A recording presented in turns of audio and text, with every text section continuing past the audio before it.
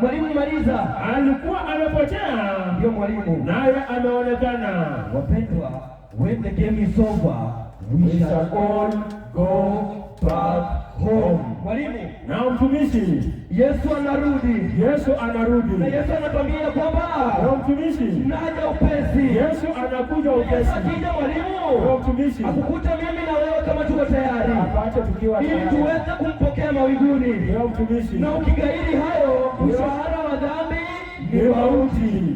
Mwalimu, Na mtumishi, kumbuka tulitenda dhambi sisi. ndio mtumishi, Mimi na wewe tulitenda dhambi. tulimkosea Mungu. Na sisi ni familia ya Adamu mwalimu. Ndio, Lakini Mungu ambaye alitupenda jinsi tulitenda dhambi, ndio, tulistahili kifo mwalimu. tulistahili kifo. Lakini Yesu akatupenda mwalimu wangu. Yesu alitupenda. Na Mungu alitupenda akatoa mwana wake wa pekee. Ndio mtumishi, Mwalimu, soma Yohana 3:16. Yohana 3 mstari wake ni wa 16. Biblia inasema, Basi mwalimu, kwa maana jinsi hii, lakini kwa maana jinsi hii Mungu aliupenda ulimwengu, Mungu alipenda ulimwengu jinsi sisi tulikuwa tumetenda dhambi mwalimu wangu. hata akamtoa mwanawe pekee, Akamtoa mwana wake wa pekee.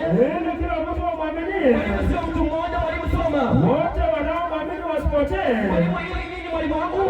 ili wasipotee, Ili kila mtu amwaminie mwalimu. asipotee, Asipotee. Kumbe ukimwamini hautapotea mwalimu, maliza. bali awe na uzima wa milele.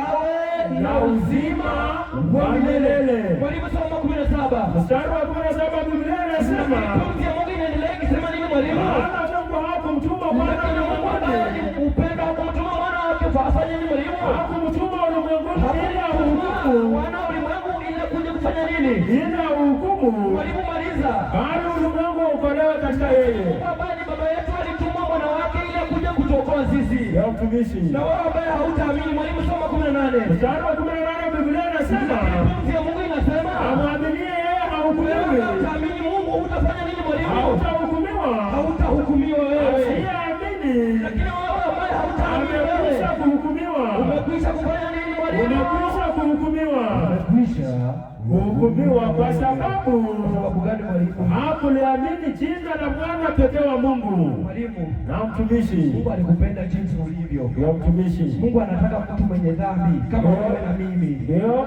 na anataka ukuje jinsi ulivyo mwalimu wangu. jinsi ulivyo.